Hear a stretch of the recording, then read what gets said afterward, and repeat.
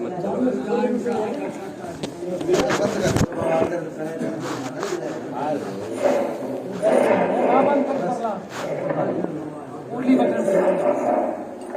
نہ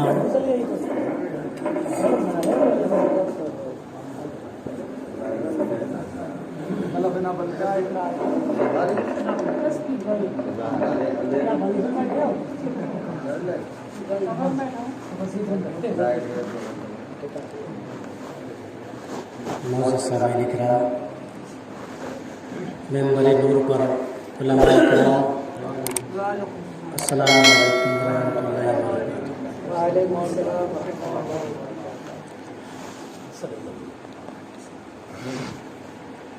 آپ لوگ کافی ٹائم سے بڑے اچھے آواز میں پیاری پیاری نعتیں اور میرے آقا صلی اللہ تعالیٰ علیہ وسلم کی پیاری پیاری باتیں آپ ملاحظہ فرما رہے تھے۔ آپ لوگ تھوڑا سا سامنے آ جائیں، ادھر دیکھنے میں دقت ہو رہی ہے، آپ لوگ تھوڑا سا ادھر آ جائیں، کچھ دیر جتنی دیر بیٹھے آپ مرضی ہے آپ کی، آپ لوگ تھوڑا تھوڑا ادھر آ جائیں۔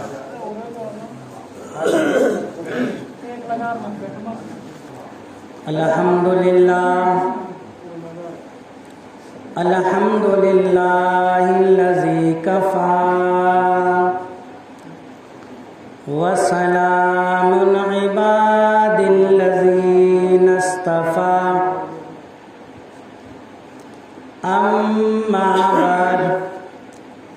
اما بعد فاعوذ باللہ من الشیطان الرجیم،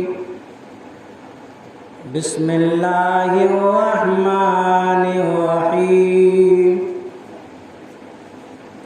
یا ایہا الذین آمنوا اتقوا اللہ، آمنت باللہ، صدق اللہ العلی العظیم، وصدق رسولہ النبی المتین المبین الکریم، ونحن علی لمن الشاہدین والشاکرین، والحمد للہ رب العالمین۔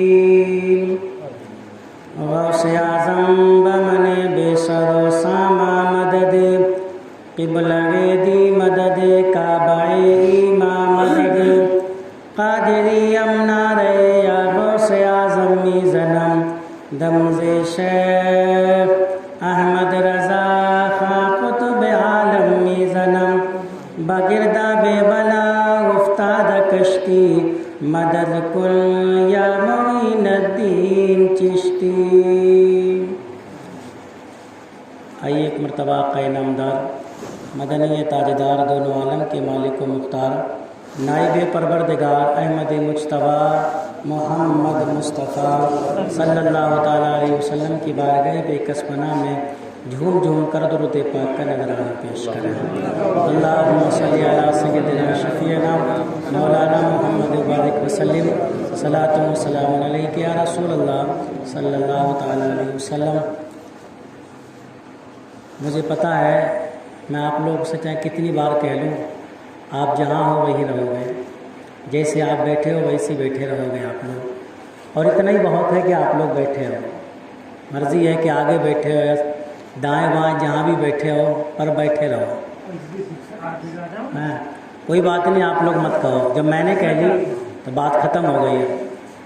آپ ایک مرتبہ نبی اور آل نبی کی بارگاہ میں جھوم جھوم کر درود پاک کا نذرانہ پیش کریں۔ اللہم صلی علی سیدنا شفیعنا مولانا محمد وبارک وسلم، صلاۃ و سلام علیک یا رسول اللہ صلی اللہ تعالیٰ علیہ وسلم۔ جب بھی اللہ کے رسول صلی اللہ تعالیٰ علیہ وسلم کا نام آیا کرے تو جھوم کر درود پاک کا نذرانہ آپ کی بارگاہ میں نظر کیا کرو، صرف فارمیلٹی پوری نہ کیا کرو، بلکہ اللہ تبارک و تعالیٰ نے ارشاد فرمایا، اپنے کلیم موسیٰ کلیم اللہ سے ارشاد فرمایا، کلیم میں نے تمہیں 10,000 کان دیے جس سے تم نے میرا کلام سنا، اور 10,000 میں نے تمہیں زبانیں دی جس کے ذریعے تم نے مجھ سے کلام کیا۔ اگر تم اور محبوب بننا چاہتے ہو تو پھر تم میرے محبوب پر درود و سلام پڑھا کرو۔ تو کثرت سے اللہ کے رسول صلی اللہ تعالیٰ علیہ وسلم پر درود پاک پڑھا کریں۔ اچھا دوسری چیز ایک اور ہے، شاہ عبدالعزیز دباغ رحمۃ اللہ علیہ نے ارشاد فرمایا جب اللہ تعالیٰ نے جنت بنائی تو اتنی بڑی نہیں تھی جتنی بڑی آج ہے، اتنی بڑی جنت نہیں تھی جب اللہ نے بنائی، تو پوچھا اب اتنی بڑی کیسے ہو گئی؟ تو شاہ عبدالعزیز دباغ رحمۃ اللہ علیہ ارشاد فرماتے ہیں کہ جب کوئی ایمان والا نبی پر درود پڑھتا ہے اللہ اس کے درود کی برکت سے جنت کو کشادہ فرما دیتا ہے۔ اب بتاؤ جنت کس کی درود سے بڑھ رہی ہے؟ کس کی بڑھ رہی ہے؟ ایمان والوں کی درود سے بڑھ رہی ہے۔ تو کون ہے جو ایمان والوں کو جنت میں جانے سے روک سکتا ہے؟ تجھ سے اور جنت سے کیا مطلب، منافق دور ہو، ہم رسول اللہ کے، جنت رسول اللہ۔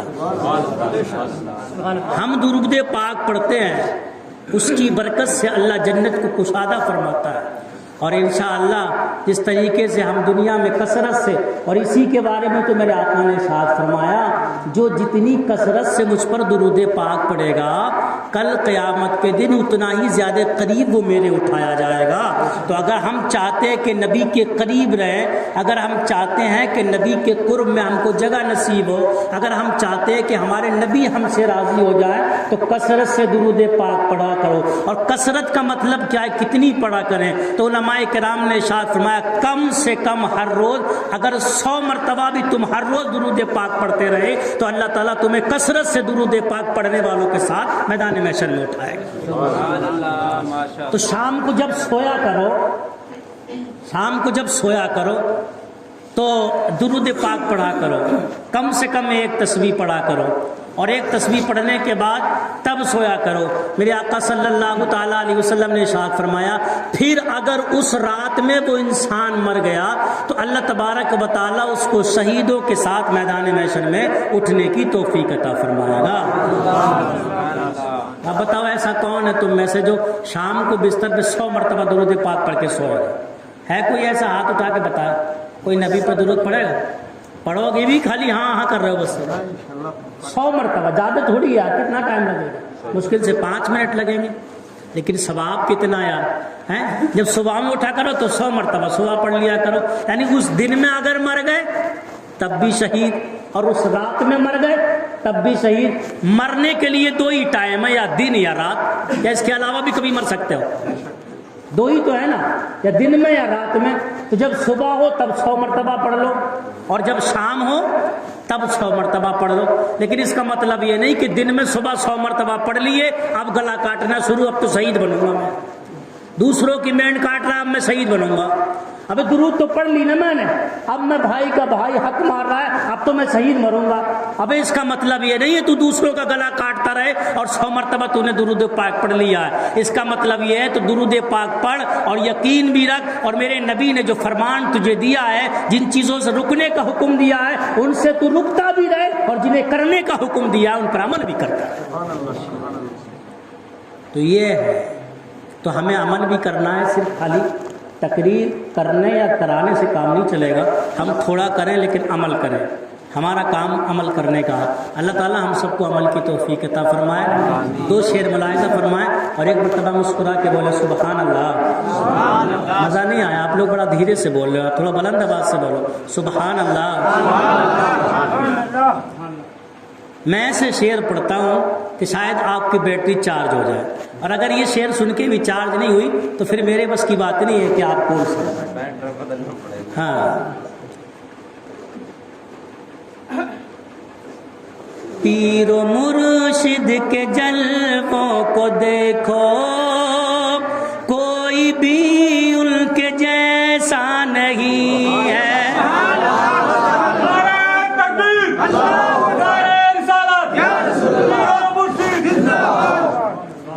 پیر و مرشد کے جلووں کو دیکھو، کوئی بھی ان کے جیسا نہیں ہے۔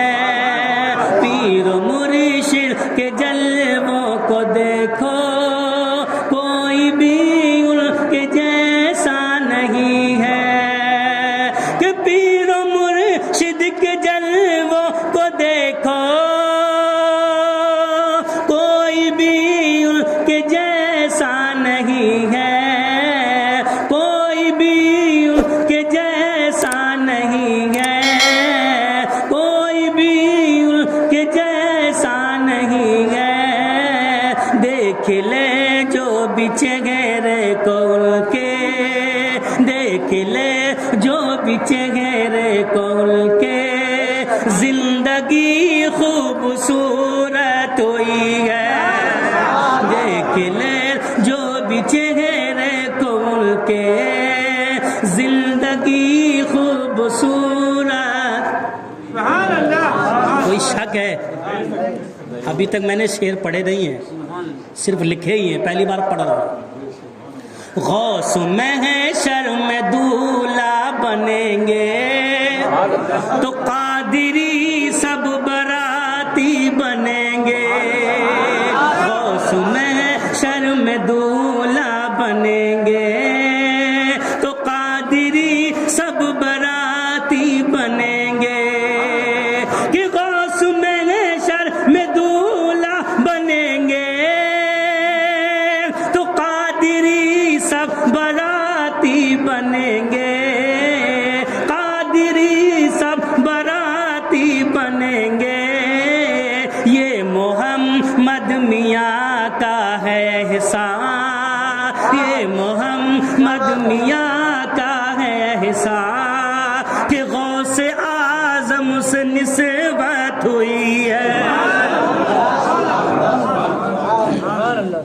ہم تو کچھ بھی نہیں ہیں، گناہ گار سیاہ کار ہیں، بدکار خطا کار ہیں، لیکن یہ اللہ کا کرم ہے، آج ہم بھی سونی بھیڑوں کی طرح گھومتے ہوتے، اگر الور والے نہ ہوتے، اگر دہلی والے نہ ہوتے، آج ہمارے کاندھوں پہ بھی وزن رکھا ہوتا، آج ہم در بدر کی ٹھوکریں کھاتے ہوتے، لیکن اللہ کا کرم ہے، اس نے ہمیں دنیا میں وزن اٹھانے سے بچا لیا ہے، اور میدان محشر میں جنت میں داخل فرما کر جہنم میں جانے سے بچا لیا ہے۔ یاد رکھو یہ اللہ والوں کا کرم ہے، انہوں نے اپنا دامن کا تھمایا، ہماری زندگی سنور گئی، انہوں نے دامن کا سنبھالا، ہماری آخرت سنور گئی، انہوں نے دامن کا سنبھالا، ہمیں دامن کیا دیا، ہماری قبر کی جو اندھیری تھی وہ دور ہو گئی۔ ارے اتنا ہی نہیں ہے، اللہ کی قسم یہ دنیا میں بھی کام آتے ہیں، مصیبت ہوئی چلے گئے، قبر میں بھی کام آئیں گے، حشر میں بھی کام آئیں گے، میزان پر بھی کام آئیں گے، پل صراط پر بھی کام آئیں گے، حوض کوثر پر بھی کام آئیں گے،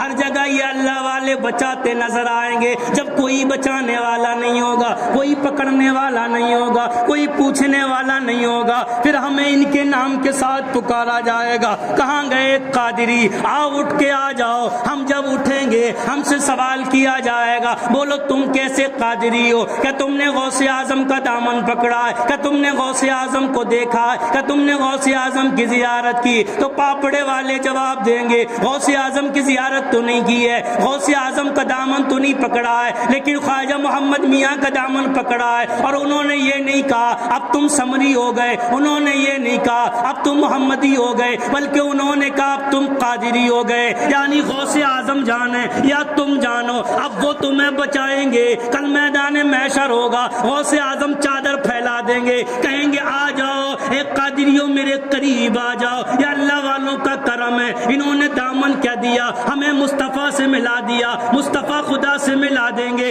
با خدا خدا کا یہی ہے در، نہیں اور کوئی مفر مکر، جو وہاں سے ہو یہی آ کے ہو، جو یہاں نہیں وہ وہاں نہیں۔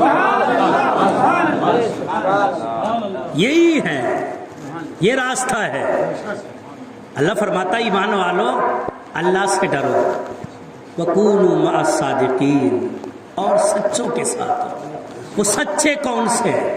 یہی تو ہیں وہ جن کے عرس میں ہم بیٹھے، انہی کو تو سچے کہتے ہیں۔ ہر نماز میں کہتے ہو نا اہدنا الصراط المستقیم، اے اللہ سیدھے راستے پہ چلا۔ وہ سیدھا راستہ کون سا ہے؟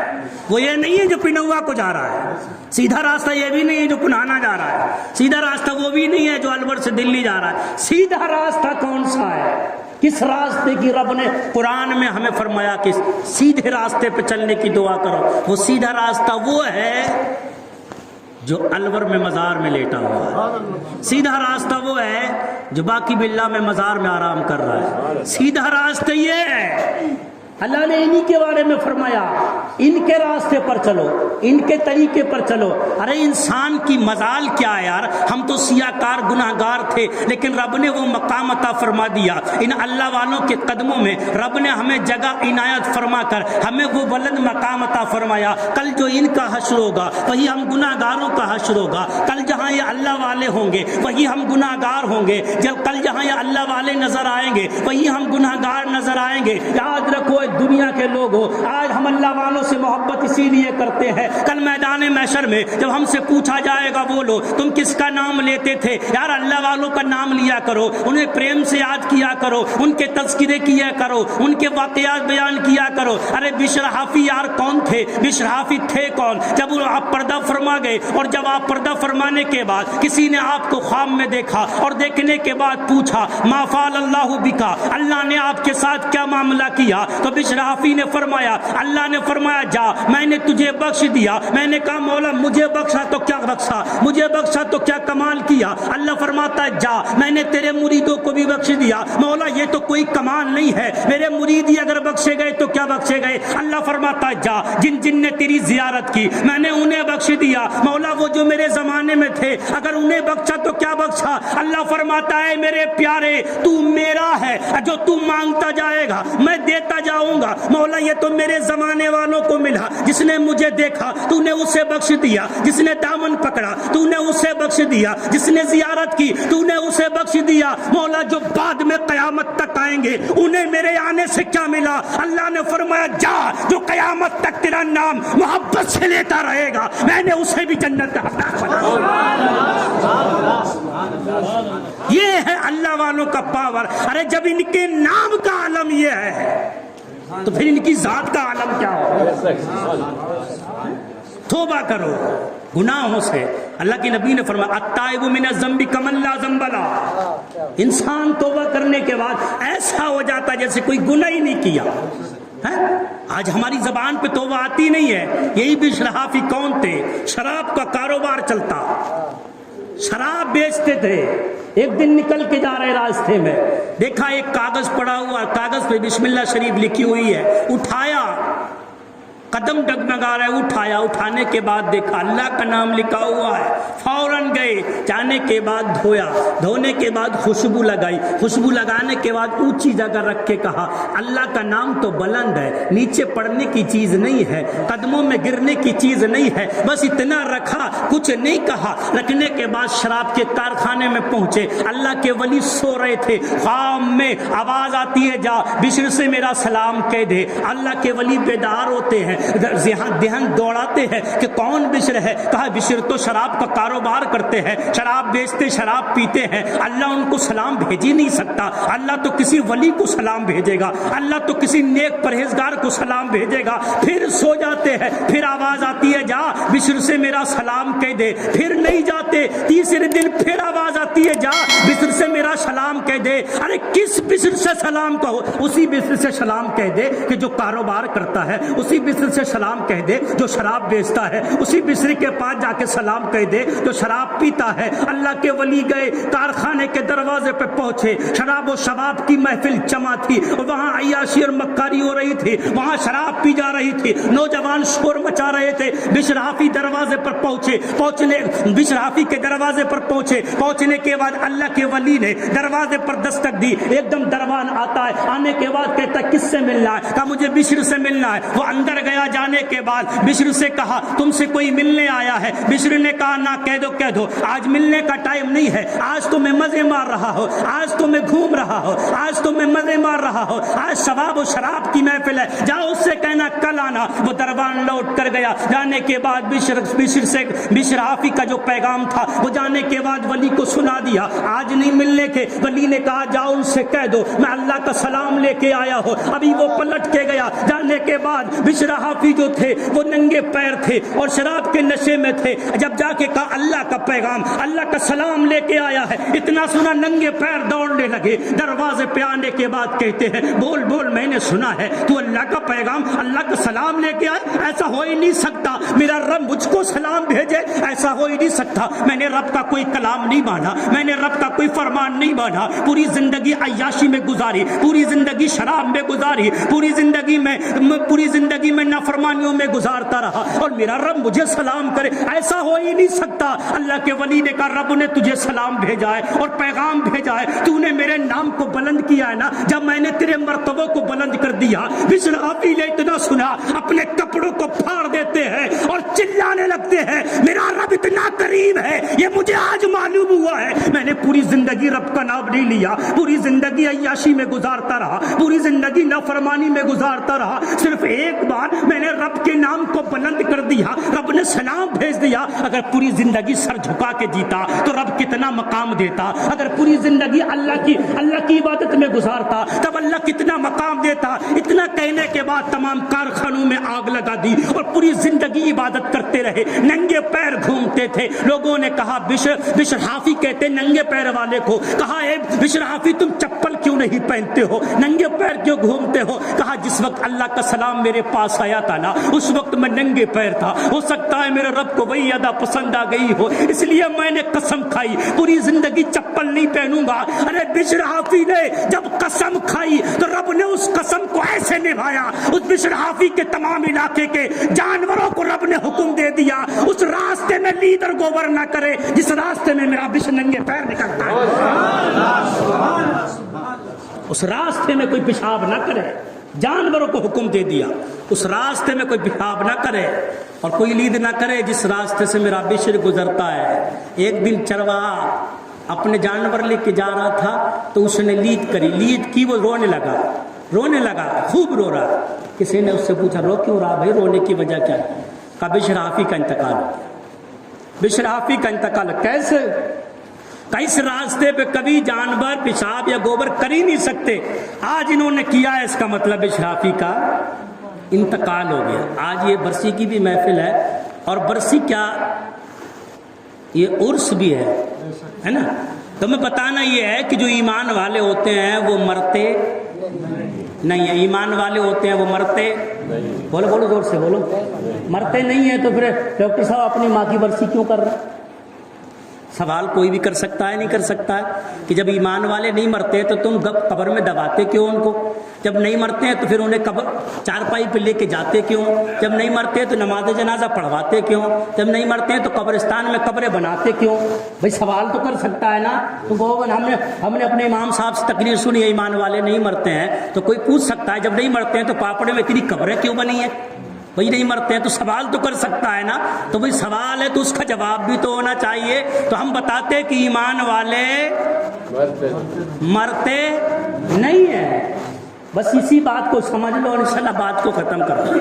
ایمان والے مرتے نہیں ہیں. جب مرتے نہیں ہیں تو کفن پہنایا کیوں جاتا ہے؟ ارے جب مرتے نہیں ہیں تو انہیں نہلایا کیوں جاتا ہے؟ جب وہ مرتے نہیں تو وہ بولتے کیوں نہیں؟ ارے جب وہ مرتے نہیں تو قبر کی طرف لے جایا کیوں جاتا ہے؟ جب مرتے نہیں تو منم مٹی کے اندر دبایا کیوں جاتا؟ سمجھ میں آ رہی ہے؟ ایسا تو نہیں آواز گونج رہی، سمجھ میں آ رہی ہے نا؟ ہاں یہ آواز یار کھینچ رہا ہے. مولانا اصغر کا مائک تو بڑھیا بولتا ہے بھائی. ہاں تو کیوں دفن کرتے ہیں؟ ایک دن مجھ سے ایک نے سوال کیا، بچور سے ایک فون آیا، وہی ہوگا ادھر والا، سمجھ رہے ہو نا؟ سب فون کیا اس نے اور اس نے کہا یہ بتاؤ مزار پہ چادر کیوں چڑھاتے ہیں؟ مزار پہ چادر کیوں چڑھاتے ہیں؟ 2 میٹر کپڑا آپ خالی مولی خراب کرتے ہو، اگر وہ کپڑا کسی غریب کو دے دو تو بیچارے کا کچھ نہیں تو بنیان تو بن جائے گا. میں نے کہا بات تو اچھی کہہ رہا، بات تو سمجھنے کی ہے. مزار پہ 2 میٹر کپڑا نہ چڑھا کے کسی غریب کو ہم دے دیں تو بنیان تو بن جائے گا، جسم تو چھپ جائے گا اس کا. خالی بولی ہم کپڑا برباد کر رہے ہیں. یار صحیح کہہ رہا ہے تو، لیکن میں نے اس سے پوچھا یہ بتا، ایک بات میری بھی بتا دے، جب انسان مرتا ہے تو پھر 18 میٹر منگاتا ہے، وہ کیوں دیتا ہے؟ جب اسے قبر میں جانا نہیں ہے، وہاں جا کے دل نہیں ہے، سڑ نہیں ہے، تو نیا کپڑا منگانے کی ضرورت کیا ہے؟ پرانی گودڑی میں لپیٹ کے اس کو داب دے، 18 میٹر منگا کے کسی کنوے کو دے دے، بیچارے کا پورے گھر کا کام چل جائے گا. تو 2 میٹر کی بات کر رہا ہے، 18 میٹر کیوں منگاتا ہے؟ خاموش ہو گیا، فون کاٹ دیا۔ لیکن جو سنی ہوتے ہیں نا، وہ بتاتے ہیں کہ ہم نیا کپڑا منگاتے کیوں ہے۔ وہ ان کے مرتے ہیں، وہ کفن نہ دیں، وہ گودڑی میں لپیٹ کے پھینک دیں، لیکن ہمارے مرتے نہیں ہیں۔ ارے ہماروں کو تو موت اس لیے آتی ہے، آج ہم اعلان کر دیں نا، کوئی ایسا ہو جو 5 لاکھ روپے مجھے دے تو میں نبی کی زیارت کرا دوں گا، تو ڈاکٹر صاحب جیسے 10 لوگ کھڑے ہو جائیں گے، 5 لاکھ ہم دیتے ہیں ہمیں کراؤ، اور بھی کھڑے ہو جائیں گے، 5 لاکھ ہم دیتے ہیں ہمیں کراؤ۔ لیکن ہمارے بس کی بات نہیں ہے کہ 5 لاکھ اور 10 لاکھ میں زیارت نہیں ہو سکتی میرے نبی کی۔ اور پھر اگر یہی معاملہ ہوتا تو پیسے والے تو نبی کی زیارت کر لیتے، لیکن غریب تڑپتے رہتے، کاش ہمارے پاس بھی پیسہ ہوتا تو آج ہم بھی 5 لاکھ پھینکتے اور نبی کی زیارت کر لیتے۔ اللہ نے فرمایا نہیں، میں نے پیسے میں نبی کی زیارت نہیں رکھی ہے، میں نے موت میں نبی کی زیارت رکھی ہے۔ یعنی موت جو آتی ہے وہ ہمیں مارنے کے لیے نہیں آتی، بلکہ مدینے والے مصطفیٰ سے ملانے کے لیے آتی ہے۔ اس لیے جب انسان ایمان والے کی روح نکل جاتی ہے تو موت کا دار و مدار روح نکلنے پر نہیں ہے، آپ غور کرتے رہے۔ اس کے بعد میرے آقا ارشاد فرماتے ہیں کہ جب تم جنازہ لے کے چلو تو آہستہ لے کے چلو۔ ارے کس لیے آہستہ لے کے چلے؟ کہتے ہیں ہلاؤ مت، امام صاحب غسل دے رہے، زیادہ ہلاؤ مت، تکلیف ہوتی ہے۔ ارے جب مر گیا تو تکلیف کائے کی؟ یعنی امام بھی جانتا ہے مرا نہیں ہے، یہ صرف نلایا دولہا بنایا جا رہا ہے۔ زیادہ زور سے ہلاؤ مت لے جاتے ہوئے، تکلیف ہوتی ہے۔ قبر میں آہستہ سے کیوں اتارتے ہیں یار؟ رسیوں میں باندھو اور پٹک دو، مر گیا، اب تکلیف کا نہیں، آہستہ آہستہ کمر میں صافی ڈال کے آہستہ آہستہ اتارتے ہیں، ہلانا نہیں، تکلیف ہوتی ہے۔ اس کا مطلب تکلیف تو زندوں کو ہوتی ہے یار، مردوں کو کب سے تکلیف ہوتی ہے؟ ایک انگلی کٹی ہوئی ہو، گلی میں پڑی ہوئی ہو، پھر انسان اس انگلی کو چاہے کتنے بھی ٹکڑے کرے، انسان کو تکلیف نہیں ہوتی کیونکہ وہ انگلی مر چکی ہے۔ لیکن وہی انگلی اگر انسان کے جسم میں لگی ہوتی ہے اور زو ہوتی ہے تو تکلیف ہوتی ہے۔ مطلب جنازہ ابھی چارپائی پر ہے، ہلاؤ مت، تکلیف ہو رہی ہے، نلا رہے ہو، ہلاؤ مت، تکلیف ہو رہی ہے، اتار رہے ہو، ہلاؤ مت، تکلیف ہو رہی ہے۔ ارے مولا تیرے محبوب نے فرمایا نلاتے وقت بھی تکلیف ہوتی ہے، اٹھاتے وقت بھی تکلیف ہوتی ہے، اتارتے وقت بھی تکلیف ہوتی ہے، پھر یہ مرا نہیں زندہ ہے تو قبر میں بھیجا کیوں جا رہا ہے؟ تو اللہ فرما رہا ہے اسے میں اس لیے قبر میں نہیں بھیجا جا رہا ہے یہ قبر میں جانے کے بعد مر کے مٹی میں مل جائے، بلکہ اس لیے جا رہا ہے زندگی بھر جس مصطفیٰ کے لیے تڑپتا رہا، اب یہ جانے کے بعد قبر میں آنکھیں کھولے گا اور جب سوال ہوگا ما کنت تقول فی حق حاضر رد، تو اس مرد کے بارے میں کیا کہتا تھا؟ تب وہ تڑپ کے کہے گا میں کہتا تھا قبر میں لہرائیں گے تاش